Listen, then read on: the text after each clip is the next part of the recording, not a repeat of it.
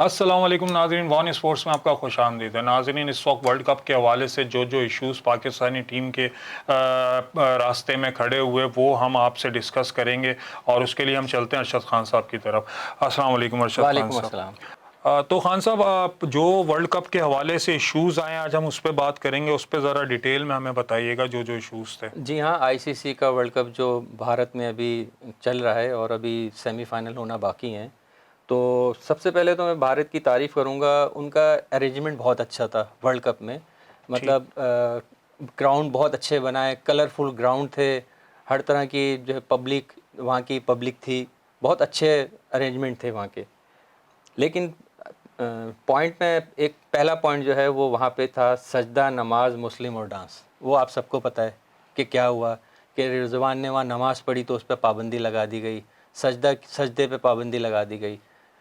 Indian player जो शामी हैं, जब उन्होंने 5 आउट किए तो जब वो सजदे के लिए ज़मीन पे बैठे तो उन पे पाबंदी, उनके अपने प्लेयर्स ने आके उनको बोल दिया खड़े हो जाओ।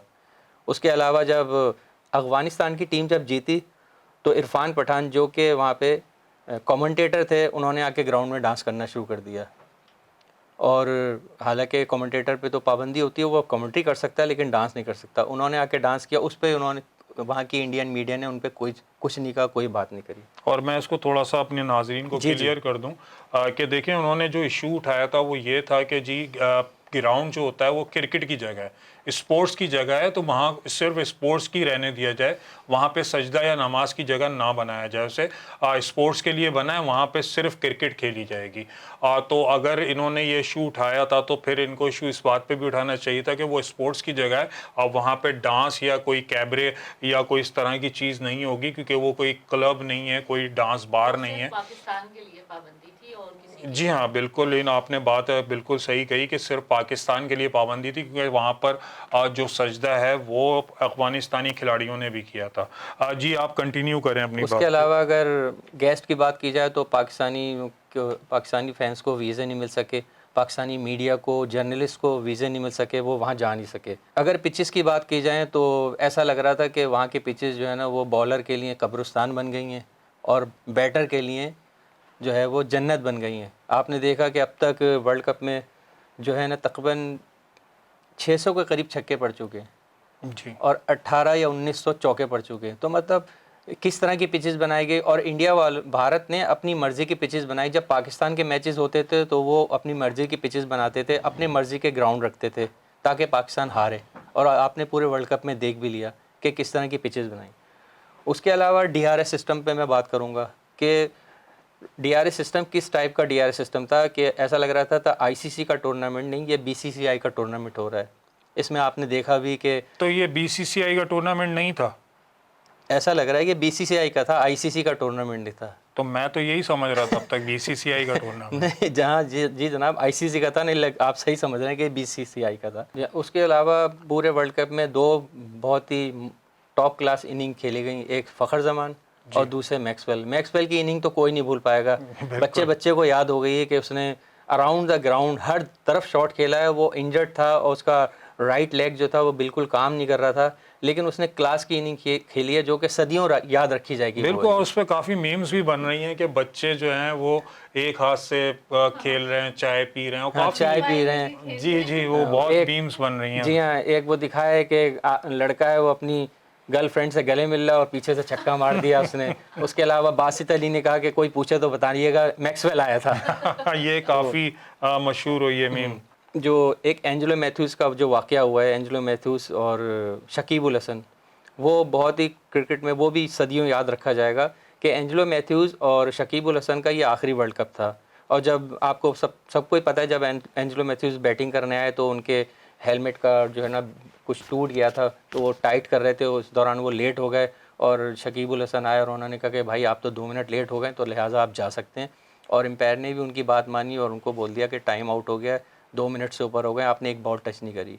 तो वो एंजेलो मैथ्यूज़ ने बाद में जाके कहा भी कि शकीब उल हसन मेरे बहुत अच्छे दोस्त थे और अंडर 19 के वर्ल्ड कप से ही मेरे साथ खेल रहे थे ये।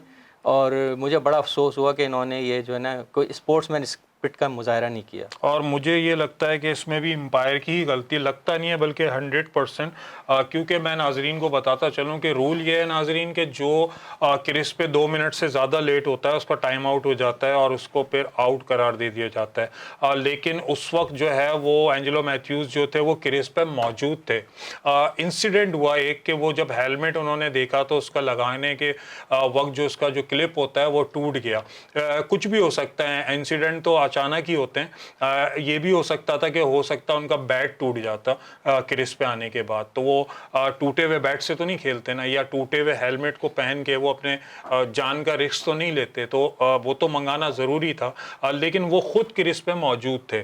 तो ये डिसीजन मुझे लगता है कि बीसीसीआई के जितने भी डिसीजंस हुए हैं वो काफ़ी नाकाबिल कबूल रहे हैं, क्योंकि तकरीबन जो डिसीजंस थे उसमें इस तरह की बहुत बड़ी बड़ी मिस्टेक्स जो थी वो सामने आई हैं। जी हाँ साहब। और आखिरी जो है वो रविंदर सहवाग, उन्होंने कल पाकिस्तान के लिए बयान दिया कि पाकिस्तान जिंदा भाग। मतलब बड़ा अफसोस हुआ कि इतने बड़े क्रिकेटर हो के आपने पाकिस्तान के बारे में ये बात कही। हम तो आपके मुल्क में खेलने आए थे, हम तो आपके गेस्ट थे। हम भी आपसे कहेंगे कि भाई आप पाकिस्तान आए तो फिर हम आपके बारे में ऐसी बात नहीं कहेंगे जो आपने कहा था पाकिस्तान जिंदा भाग। हम इंशाल्लाह ज़िंदा वहाँ गए और ज़िंदा ही वापस आएंगे। आपकी हिम्मत नहीं है कि वहाँ पर भी हमें हाथ लगा सकें। ठीक है। चलें जी, आपका मौक़िफ़ सामने आया। जिस तरह के भी मामलात हुए हमारी टीम के हवाले से बीसीसीआई की तरफ से या इंडिया की तरफ से, देखें पब्लिकली तो इस तरह के इश्यूज़ आते रहते हैं, लेकिन एक प्रोफेशनल स्पोर्ट्समैन की तरफ से इस तरह की बात आना कुछ मुनासिब अमल नहीं है, और इससे आप लोगों के जो किरदार है उस पर भी काफ़ी उंगली उठती है कि देखें एक प्रोफेशनल क्रिकेटर को इस तरह की बात नहीं करनी चाहिए, या प्रोफेशनल क्रिकेटर्स को इस तरह से डांस करना, ये करना, वो करना, ये सब सियासत की चीज़ें हैं। ठीक है, ये पब्लिक और सियासतदानों पे ही सूट करती हैं, लेकिन आप एक प्रोफेशनल हैं तो अपना स्पोर्टमैन स्पिरिट आपको कायम रखना चाहिए था। आप बहरहाल जितनी भी चीज़ें हुई वो नामुनासिब थी। ये सारे मामलात जो हुए, जो हमारी टीम की तरफ से वो भी हमने डिस्कस किए, जो आप लोगों की तरफ से हुए वो भी हम डिस्कस कर चुके हैं सारे। तो लेकिन ये जो वर्ल्ड कप था ये मेरी नज़र में जो था वो नॉन प्रोफेशनल एटीट्यूड रहा है इस वक्त इंडिया का इस वर्ल्ड कप के अंदर। जी, जाते जाते मैं आपसे ये पूछना चाहूँगा, आप कुछ और इसमें कुछ कहना एक चाहें? बात मैं और ऐड करना चाहूँगा अपने व्यूवर्स के लिए, और ख़ास करके जो हमारे जितने भी क्रिकेट के जो रिटायर प्लेयर हैं जिन्होंने सारे वर्ल्ड कप खेले हैं, वो टीवी पे बैठ के बोल रहे होते हैं कि हमारे प्लेयर्स ने ये गलती करी, इनको ऐसे मैच जीतना चाहिए था, इनको ये बॉलिंग करानी चाहिए थी, इनको ऐसे बैटिंग करनी चाहिए थी। मेरा सवाल सारे क्रिकेटर्स से कि भाई आप भी तो वर्ल्ड कप खेले थे, आपने क्या किया हमारे लिए? सिवाय एक 92 के वर्ल्ड कप के अलावा कामरान अकमल हो गए, शाहिद आफरीदी हो गए, कितने प्लेयर हैं जो कि बैठ के जो है ना वो क्रिटिसाइज़ कर रहे होते हैं हमारी टीम को। और एक बात और कहना चाहूँगा, आज से 10-20 साल बाद भी जब बाबर आजम रिटायर होंगे तो वो भी बैठ के पाकिस्तानी टीम को बुरा कह रहे होंगे कि इन्होंने ऐसा क्यों नहीं किया, ना ऐसे वैसा क्यों नहीं किया। ये हमारी क्रिकेट की हिस्ट्री है।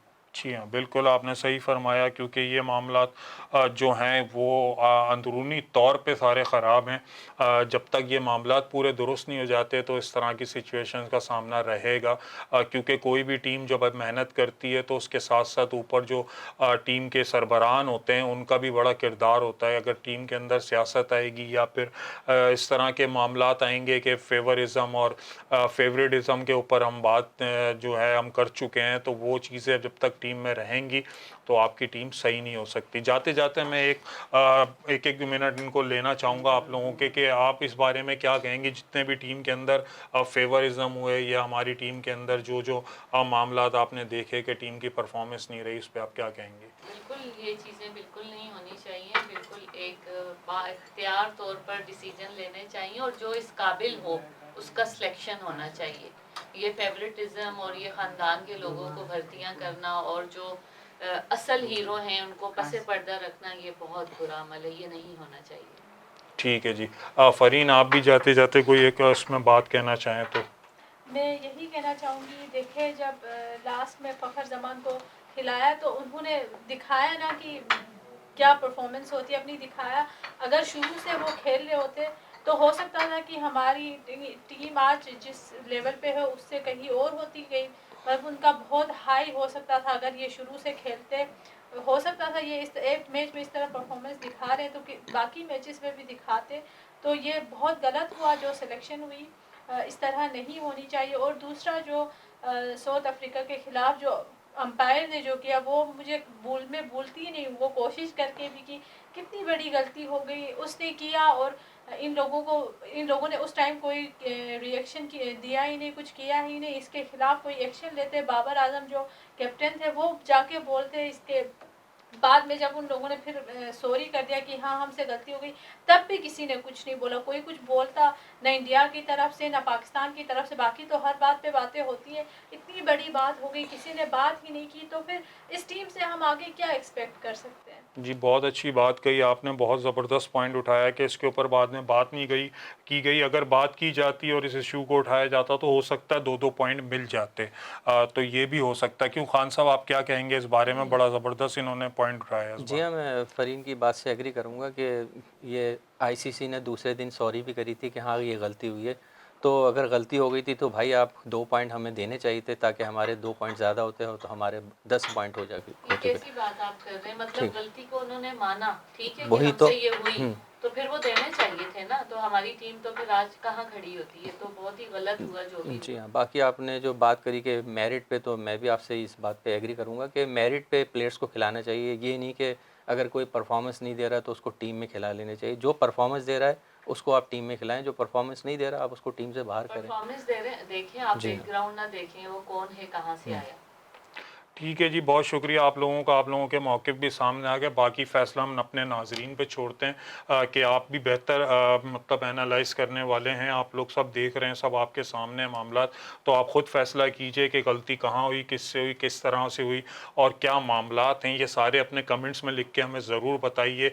नाज़रीन, आगे के जो मैचेज़ हैं उसमें हम आपसे इसी तरह लाइव करेंगे और मुलाकात करते रहेंगे इंशाअल्लाह। जब तक के लिए अपना ख़्याल रखिए। मैं हूँ आपका होस्ट सैयद फ़ारूक अली। अल्लाह हाफ़िज़।